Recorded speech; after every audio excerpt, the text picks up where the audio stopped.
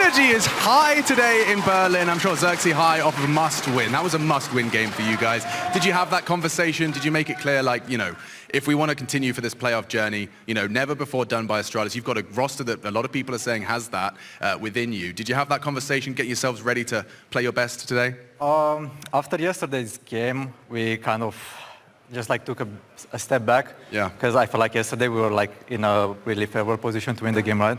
Right. So like we feel like maybe we are doing too much and we're like really overcomplicating. Overthinking a bit? Yeah, we're like really overthinking, overcomplicating a lot of things that, you know, if we just go with the flow, it's going to be way easier. And we tried to do that today. It was a bit more difficult because we were playing from the backstage, and it's a different feel to play from the stage in front of the crowd, right? Yeah.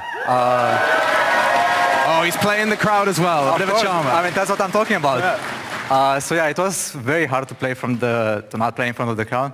But you know, a win is a win. A win is a win, an important one as well. I wouldn't mind talking a little bit about that game yesterday. You guys, you know, you've discussed it. If you don't mind, you know, what do you think went wrong with it? Because a lot of people thought this was it. This was Astralis, you know, about to take a huge leap and take a big scalp. Well, even I think all of us in game, we felt like, you know, this is our game. You know, we're about to beat right. G2.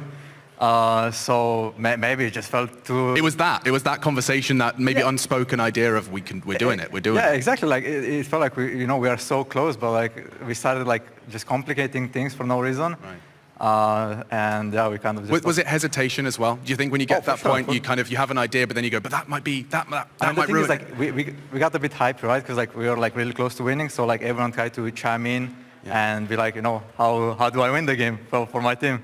And maybe we had too many voices at the same time.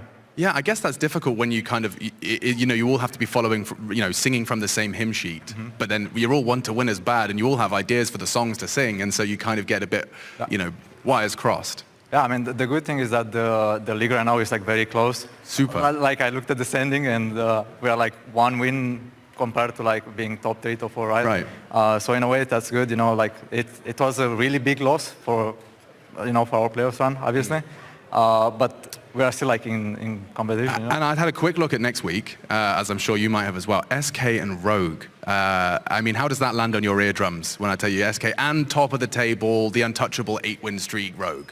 Well, it's definitely gonna be a good test for us to see how we're doing against the best team in LEC right now, right?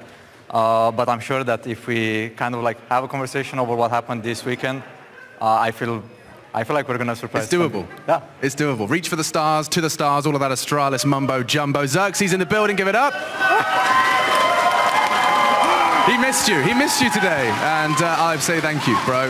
Looking forward to seeing you guys do your damage to next week. Cheers, Xerxe.